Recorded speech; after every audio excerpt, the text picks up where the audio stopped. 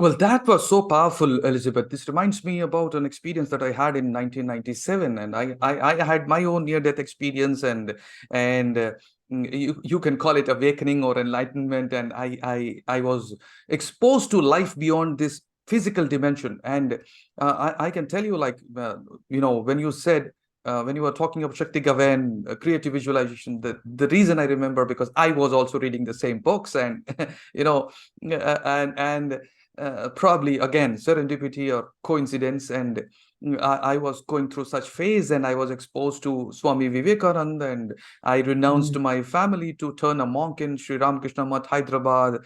And I also had the same desire to become like Vivekananda, and that attracted me a lot. And that is exactly when I started readings of works of Swami Vivekananda and also books by these new age gurus. And that's when I also got introduced to Shakti Gawain's work.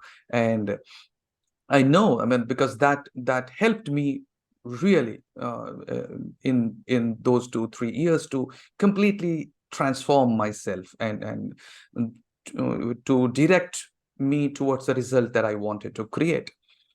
Uh, mm, so how did this work, which you started through this and your own healing and your own passion to, well, how did it actually transform into this passion to integrate spirit, mind, and body? And how did it impact your personal as well as professional lives? mm. But what you were just speaking about for you, when I read You Can Heal Your Life, when I meditated and I used creative visualization, I didn't know anything about meditation growing up Catholic and at that stage of my life. But I was starting to realize that as I meditated, there was information or an experience of knowing that came to me that I was resting in, that was more real than anything out there, than my body, than my skin, than the food or my feet on the floor. There was like another realm. Mm, It's very hard to explain, but it was more real, that everything and everyone were all connected. I had so many moments that I was connected, and the only way to really describe it in words is from by light. It was like light. Every molecule in my body or myself was connected to every molecule everywhere, and it was just like, and yet I was still there. I didn't disappear. I just wasn't this. I wasn't this face and this body. And so that is itself, it's information that we don't get in school or from our parents if they weren't, experiencing this. And and I had to find people and situations and communities where people understood that and could talk about that, because I knew that that is the only way I could live, in this world and not of it. And mm, it changed everything. I used to say, I still do now, but that I am like the happiest person I know. And it's not because I have the most money or that I have the most information or that I'm the most creative or talented or nothing. It's because my happiness didn't depend on what was happening out there. It didn't depend on if I got the job or didn't get the job, or if I lost a friend, somebody who didn't, just decided they didn't like me, or I didn't fit into this group, or whatever it was. It was like, oh, I can be okay with that. And I would watch other people as they would get upset.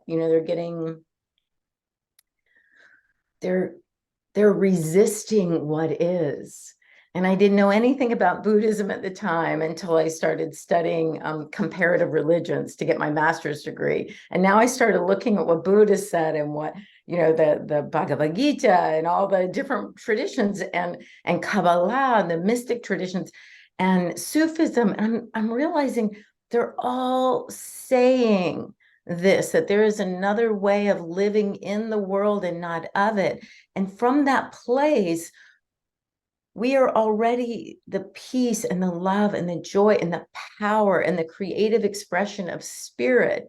We're already it. So when we open that dimension, when we're not resisting out there, when we're opening here, then instead of being subject to all the events and all the activities, now we're expressing, we're giving, we're releasing love and peace and joy into the world. And then we're seeing from that and allowing that to express back to us.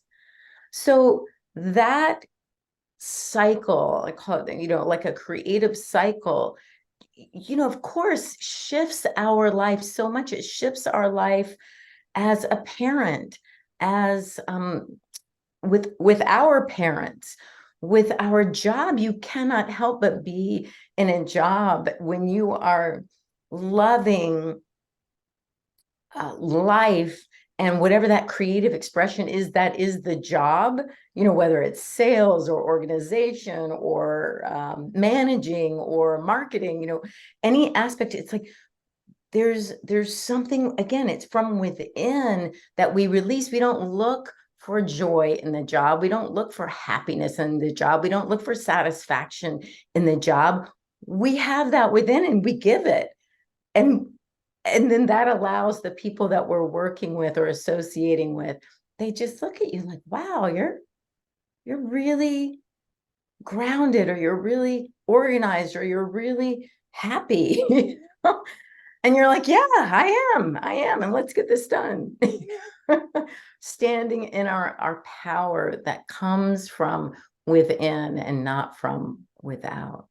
So that's changed every area of my life and allowed me to feel connected to everyone, but mostly that idea of connection with source, all that there is.